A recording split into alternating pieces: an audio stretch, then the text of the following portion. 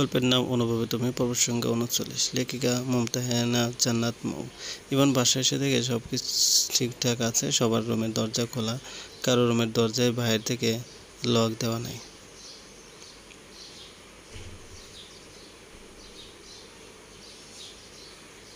এমনকি তার বাবাও কোনো মিটিংয়ে ব্যস্ত নেই। বাইরে কোনো গাড়ি বা অন্য কোনো যানবাহনও ছিল না। ইভান সবচেয়ে বেশি আশ্চর্য হলো গেস্ট রুমে গিয়ে, সেখানে কোনো মানুষের ছায়া থাকা তো দূরের কথা, ঘরে কোনো নোংরা বা ঘরে কোনো জিনিসপত্র একটুও এলোমেলো নেই।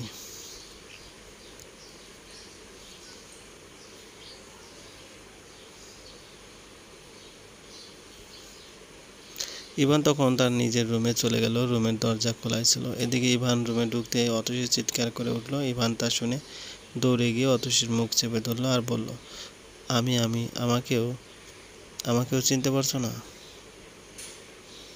মুখ টিপে ধরে থাকায় অতসী কথা বলতে পারল না। সে শুধু উ করতে লাগলো। ইভান তা দেখে অতসীর মুখ থেকে হাত সরিয়ে নিল। অতসীর সাথে সাথে ইভানকে জড়িয়ে ধরল আর বলল, আপনি আপনি এসেছেন। আমি ভীষণ ভয়ের মধ্যে পড়েছিলাম।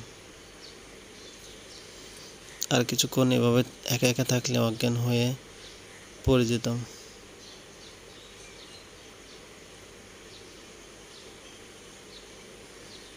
ইভান সেই কথা শুনে নিজেও অতসীকে শক্ত করে জড়িয়ে ধরল আর বলল, তা তো দেখতেই পারছি। ভাগ্যিস এসেছিলাম, তা না হলে কি যে হতো। আমি তখন আমার বউকে পাইতাম। ও তাই? আপনি দেখেছেন নিজের চোখে? আমার কথা বিশ্বাস হয়েছে? হ্যাঁ, সব দেখেছি আর বিশ্বাসও করেছি। ইভানের কথা শুনে অতসী একদম চমকে উঠল। সে অনেক বেশি উৎসাহ নিয়ে বলল, কি কি দেখলেন? আর ওই লোকগুলোই বা কে? বাবা কাদের সাথে রোজ রোজ এই টাইমে মিটিং করে?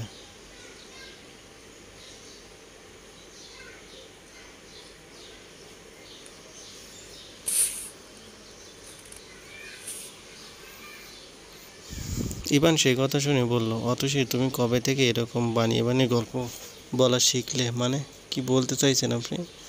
ইভান সে কথা শুনে অতসীকে আবার তার কাছে টেনে নিল আর বলল, বললেই হতো, দেখতে ইচ্ছে করছে আপনাকে। এখন এই মুহূর্তে লাগবে আপনাকে।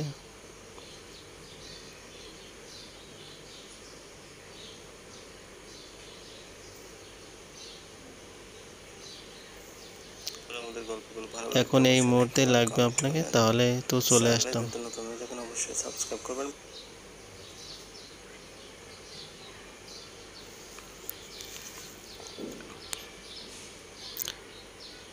কি দরকার ছিল এসব বানোয়াট কথা বলার? অতসী এই কথা শুনে ইভানকে তার কাছ থেকে সরিয়ে দিল আর বলল, আমি মিথ্যে কথা বলেছি? আমাকে আপনি মিথ্যাবাদী বললেন? ইভান অতসীর এমন রাগ করা দেখে বলল, ছি ছি, মিথ্যাবাদী কখন বললাম? তুমি যে এখন আমাকে ছাড়া কিছু বোঝো না সেটা বললাম।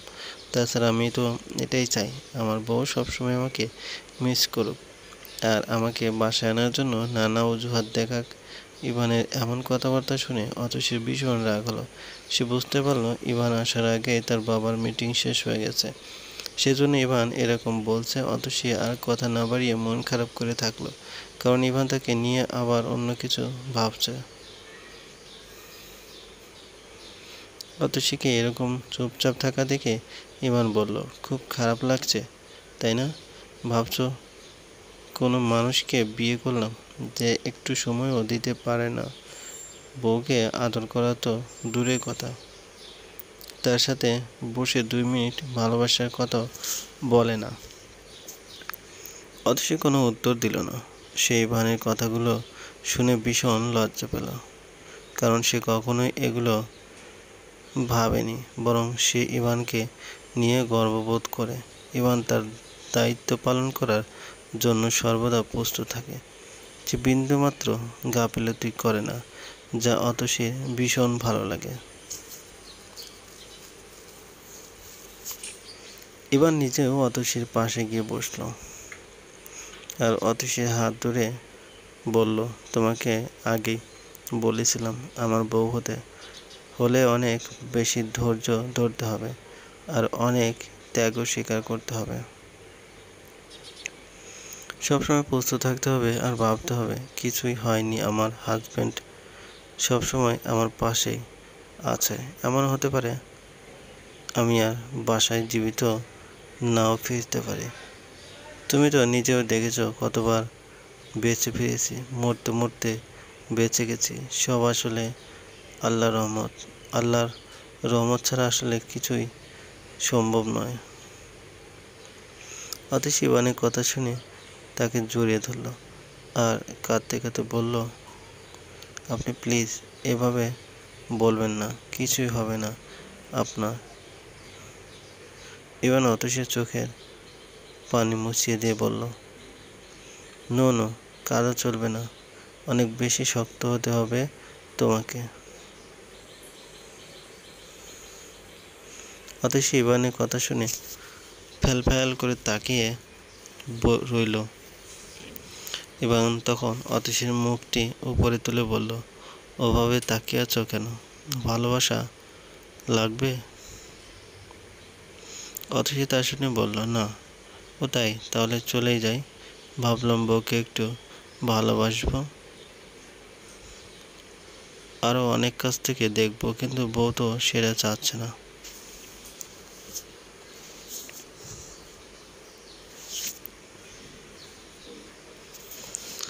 অতসী ইভানের কথা শুনে হেসে উঠল।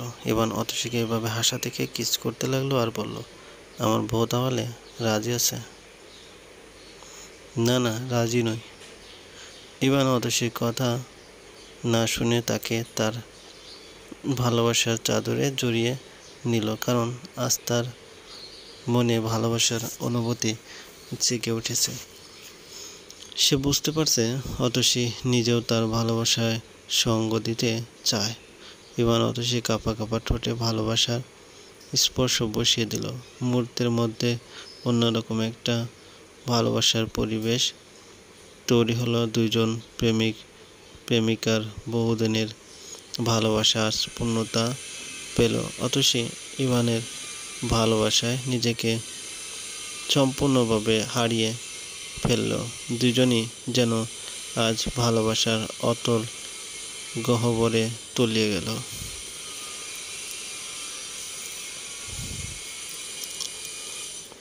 সকাল 10টায় সকল টিভি চ্যানেলে এমন একটা ব্রেকিং নিউজ দিল যা শুনে সবাই স্তব্ধ হয়ে গেল। ব্রেকিং নিউজটা হলো সিআইডি অফিসার ইভান নিজে একজন সন্ত্রাসী। সে আর তার 3 জন সহচারী দিশান, নিলয় আর শুভ্র এরাও একজন সন্ত্রাসী। তারা সবার চোখে একজন সিআইডি অফিসার হলেও গোপনে তারা নিজেরাই বিভিন্ন অপরাধমূলক কর্মকাণ্ড করে থাকে। ইভান তার সুনাম অর্জন করার জন্য সন্ত্রাসী অয়নকে মৃত ঘোষণা করে তাকে নিজের হাতে ধরে সবার চোখে একজন সাহসী অফিসারের খেতাব অর্জন করে, আর তার আরেকজন সহচারী শুভ্রকেও মৃত ঘোষণা করে। কিন্তু দুইজনই বেঁচে আছে, আর তারা সবার চোখের আড়ালে নানা রকম অপরাধ করে বেড়াচ্ছে। যখন সবাই অয়ন আর শুভ্রের লাশ দেখতে চেয়েছিল, তখন ইভান জানায় শুভ্রর লাশ সন্ত্রাসীরা নদীতে ফেলে দেয়, আর অয়নকে মেরে সেও তার লাশ নদীতে ফেলে দেয়। ইভানকে সবাই সৎ আর ন্যায়বান অফিসার ভাবে দেখেই তার কথাকেই সবাই বিশ্বাস করে। কিন্তু গতকাল রাতে শুভ্র আর অয়নকে পুলিশ অফিসার আকরাম ধরে ফেলে এবং তাদের মুখ থেকে সব সত্য কথা বের করে। তারাও নির্দ্বিধায় সব সত্য কথা বলে দেয় যে ইভানই একজন সন্ত্রাসী, আর তারা তাদের কথা মতোই চলে। ইভান যা করতে বলেছে তারা সেটাই শুনেছে। এই নিউজ শোনার পর থেকে ইভানদের বাসার সামনে অনেক হইচই শুরু হয়েছে। সবাই বাসায় ঢোকার জন্য হামলা শুরু করে দিয়েছে। কেয়ারটেকার লতিফ গেট বন্ধ করে দিলে সবাই গেট ধাক্কাতে লাগলো। একদল পুলিশ তাদেরকে থামানোর চেষ্টা করছে, তবুও পারছে না। এদিকে ইভান এখন পর্যন্ত ঘুম থেকে ওঠেনি। কাল ডিউটি থেকে এসে মোবাইল বন্ধ করে ঘুমিয়ে পড়েছে, সেজন্য কেউ তার সাথে যোগাযোগ করতে পারেনি। ইভানের সাথে সাথে অতসীও ঘুমিয়ে আছে। বাইরে এমন হইচই দেখে মৌরি দৌড়ে এলো আর ইভানের রুমের দরজার ধাক্কা দিতে লাগলো। অতসী এক ডাকায় জেগে উঠল। সে তাড়াতাড়ি করে উঠতে ধরলে ইভান তাকে টেনে এনে আবার শোয়ালো। অতসী তখন বলল, মৌরি ডাকছে তো, দরজাটা খুলে দিয়ে আসি। ডাকুক। এই বলে ইভান অতসীকে তার বুকের সাথে জড়িয়ে ধরল আর বলল, মনে হচ্ছে অনেক দিন পর একটু শান্তিতে ঘুমালাম। এখন পর্যন্ত সে ঘুম শেষ হচ্ছে না, আরও ঘুমাতে চাই। আজ সারাদিন কোনো কাজকর্ম নাই, সব কিছু বন্ধ আছে। প্লিজ আজ আমাকে বিরক্ত করো না। এই বলে ইভান অতসীকে আবার আদর করতে লাগলো। এদিকে মৌরি ডেকেই যাচ্ছে, ইভানের সেদিকে কোনো কান নেই। অতসী তখন বলল, অনেকক্ষণ থেকে মৌরি ডাকছে, মনে হয় কোনো জরুরি কথা বলবে। আমি গিয়ে শুনে আসি, আপনি শুয়ে থাকুন। ইভান সেই কথা শুনে অতসীকে ছেড়ে দিল আর বলল, যাও শুনে এসো, তবে দেরি যেন না হয়। এই বলে ইভান একা একাই শুয়ে থাকলো। অতসী ছাড়া পাওয়া মাত্র দরজা খুলে দিল।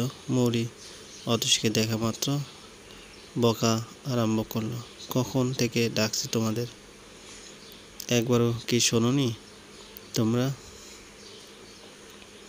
অতসী চুপ করে রইল। মৌরি তখন ইভানের কাছে দৌড়ে গেল আর বলল, ভাইয়া তাড়াতাড়ি ওঠো, খুব খারাপ একটা নিউজ আছে। ইভান তা শুনে বলল, কি নিউজ? মৌরি তখন বলল, বাইরে প্রচুর ভাঙচুর হচ্ছে, তোমাকে মারার জন্য জনগণ ক্ষিপ্ত হয়ে আছে।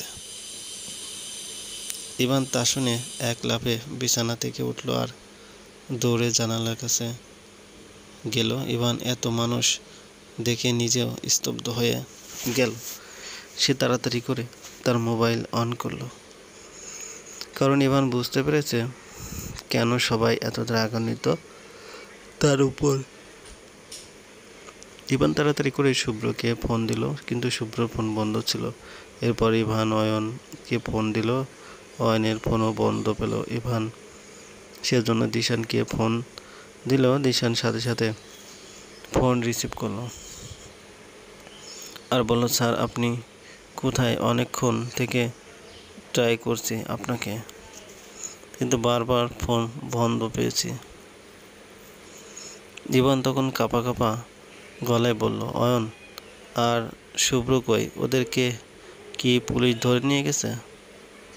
হ্যাঁ স্যার, অফিসার আকরাম শুভ্র আর অয়নকে আস্তানা থেকে ধরেছে আর আমাদের নামে কমপ্লেন করেছে যে কোনো মুহূর্তে আমাদেরকে ধরার ও পারমিশন দেবে ওপর থেকে।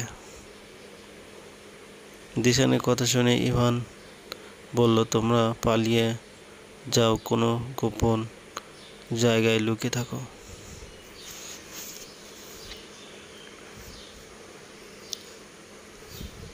সবাইকে যদি পুলিশ ধরে নিয়ে যায় তাহলে সত্যটা প্রকাশ করবে কে?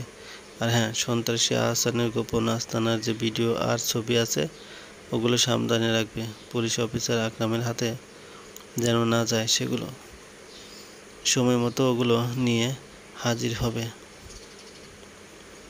ঠিক আছে স্যার, আমি আর নিলয় গোপন জায়গায় আশ্রয় নিচ্ছি, আপনি নিজের খেয়াল রাখুন। ঠিক আছে। এই বলে ইভান ফোন রেখে দিল। তার মাথায় কিছু ঢুকছে না। এই পরিস্থিতিতে সে কি করবে এখন? তাছাড়া সে যদি পালিয়ে যায় এখন জনগণ আরো বেশি ক্ষিপ্ত হবে আর সন্ত্রাসীরাও টেনশনের মধ্যে থাকে। এই শেষ মুহূর্তে সে কিছুতেই প্রমাণগুলো আর হাতছাড়া করা যাবে না। এজন্য ইভান আর পালালো না, সে সাহস নিয়ে বাসাতে থাকলো। এদিকে অতসী ভয়ে একটা কথা বলতে পারল না, তার পুরো শরীর অবশ হয়ে গেল। কি হবে এখন ইভানের? কে বাঁচাবে তাকে? মরি নিজেও ভয়ের মধ্যে পড়ে গেল। সে তার ভাইকে বলল, ভাইয়া কি হবে এখন? সবাই তো তোকেই দোষারোপ করছে।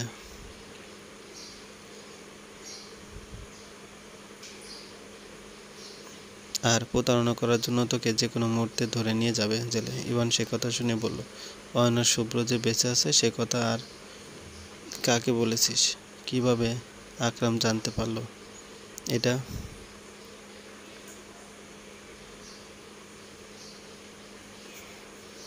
মরিস চুপ চুপ করে রইল। ইভান তখন বলল, তোকে না বারবার বললাম কাউকে বলবি না এই কথা। এটা একটা সিক্রেট কথা, ওরা ধরা পড়লে সবার আগে আমি ফেঁসে যাব। মরি তখন কাঁদো কাঁদো গলায় বলল, কাউকে তো বলিনি।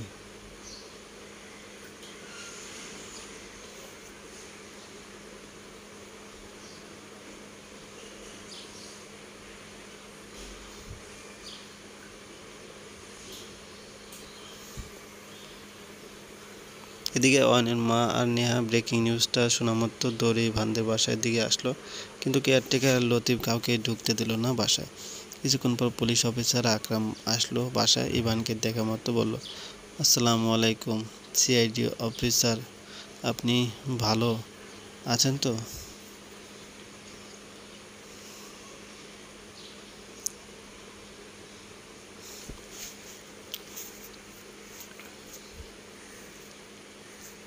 ইভান কোনো উত্তর দিল না। এদিকে ইভানের বাবা আকরামকে দেখা মাত্র বলল, অফিসার কী হবে এখন ইভানের? এই বিপদ থেকে কী করে বাঁচবে ইভান? আকরাম তখন হাসতে হাসতে বলল, আর বাঁচার কোনো উপায় নাই, এখন সারা বছর জেলে পচতে হবে, তা না হলে ফাঁসিতে জ্বলতে হবে। ইভান আকরামের হাসি দেখে রাগে হাত মুষ্টি করলো। আকরাম তা দেখে বলল, কোনো লাভ নাই ইভান, তাড়াতাড়ি চলো জেলে, ওখানে গিয়ে দেখা যাবে কত রাগ দেখাতে পারস তুই। অনেক হিসাব বাকি আছে তোর সাথে। ইভান তা শুনে বলল, কে কার হিসাব নেবে তার সময়ই বলে দেবে। তাছাড়া আমি যে সন্ত্রাসী তার কি প্রমাণ আছে? আর শুভ্র আর অয়ন তো মিথ্যে কথা বলতে পারে, বা তাদের উপর টর্চার করে জোর করে তাদের মুখ থেকে এই মিথ্যে কথা বের করানো যেতে পারে। আকরাম তখন ইভানের একদম কাছে এসে বলল, জীবিত মানুষকে যে মৃত বলে ঘোষণা করে তার কথা কেউ আর বিশ্বাস করবে না। শুধু অয়ন আর শুভ্র নয়, আরও অনেক সাক্ষী আছে যারা সবাই জানে তুমি একজন সন্ত্রাসী। চলো এখন। এই বলে আকরাম জোরে করে একটা টান মারল ইভানকে। ইভান সেই ধাক্কায় পড়ে যেতে ধরল, তবুও সে নিজেকে কন্ট্রোল করে রাখল, কারণ আজ আকরামেরই দিন। সে চাইলেও কিছু করতে পারবে না। অতসী ইভানের এমন অবস্থা দেখে দৌড়ে এলো।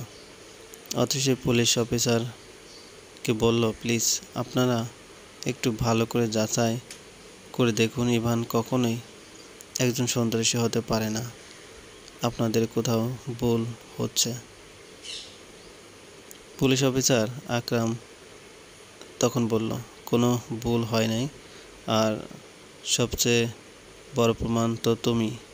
ইভান একজন সিআইডি অফিসার হয়েও কী করে সন্ত্রাসী অয়নের বোনকে বিয়ে করলো?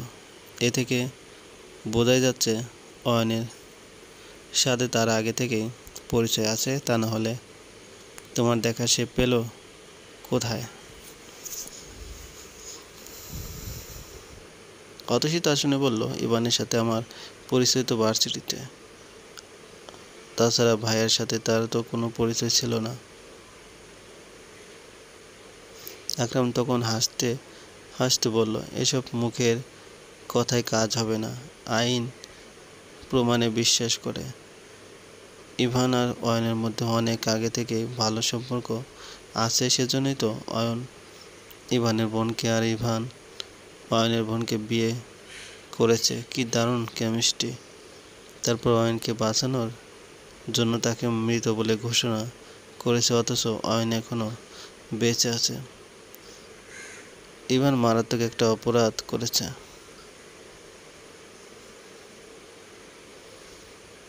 ইভান অতসীর এমন আকুতি মিনতি দেখে বলল, তুমি রুমে যাও অতসী, আর খবরদার এভাবে ইভান অতসীর এমন আকুতি মিনতি দেখে বলল, তুমি রুমে যাও অতসী, আর খবরদার এভাবে কারোর সামনে মাথা নত করবে না। আমি সত্য হলে অবশ্যই ফিরে আসবো, আর পর্দার আড়ালে লুকিয়ে থাকা জানোয়ারদের টেনে হিঁচড়ে বের করব। এই বলে ইভান চলে গেল।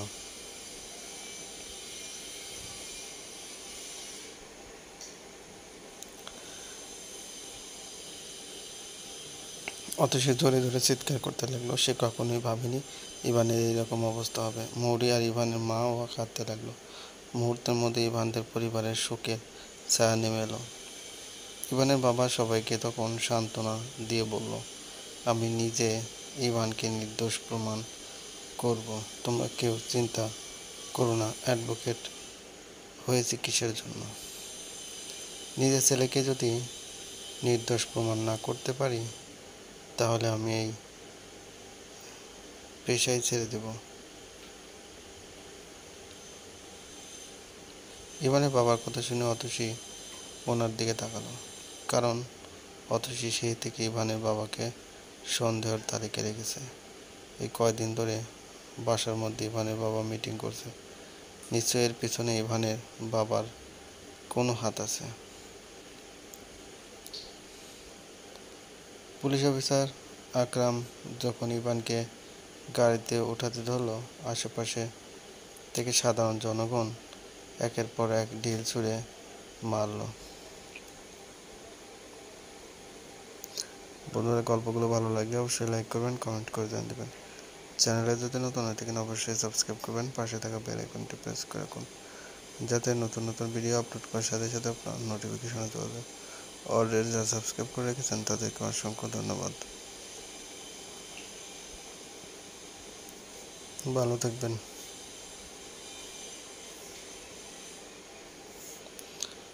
সারা জীবন এর জন্য অচল হয়ে পড়ে আছে। অতসী দৌড়ে জানালার কাছে এসে দাঁড়ালো, আর দূর থেকে ইভানের এমন করুণ অবস্থা দেখতে লাগলো। অতসী কান্নায় ভেঙে পড়লেও সে নিজেই নিজের কাছে প্রতিজ্ঞা করলো, এর আসল রহস্য সে অবশ্যই খুঁজে বের করবে। কিন্তু কিভাবে করবে? ইভানদের বাসায় আজ শোকের ছায়া। সবার খাওয়া দাওয়া বন্ধ।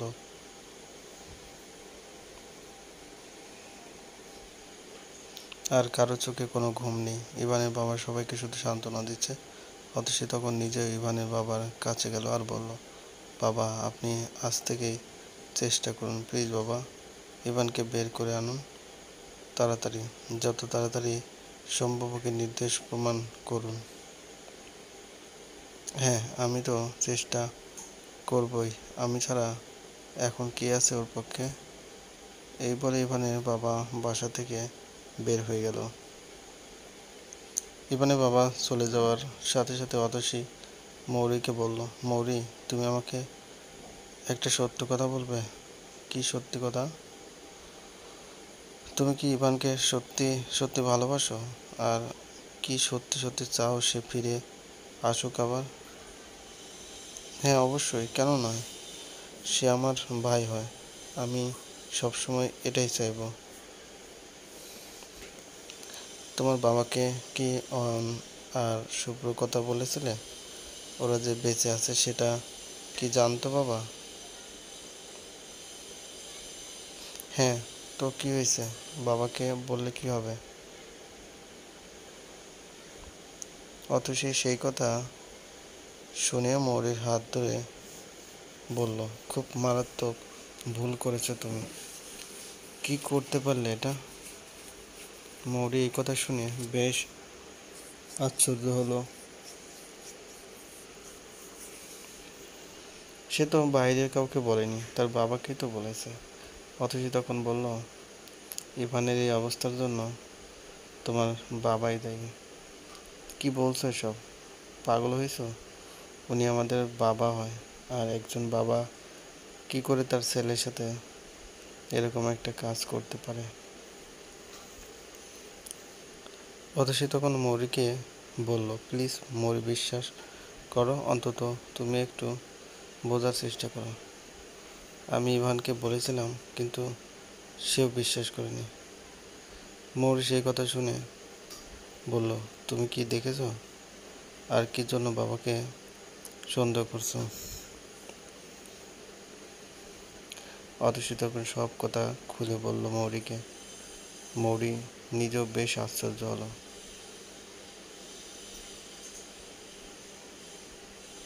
কারণ সে কখনোই জানতো না রাত 3টার দিকে তার বাবা গোপনে মিটিং করে আর সবার রুমের দরজা লক করে রাখে। মৌরি এই কথাটা তার মাকে বলতে চাইলে তারা অতসী পালন করলো তাকে। সে মৌরিকে বারবার করে বলল, খবরদার কাউকে বলবে না এই কথা।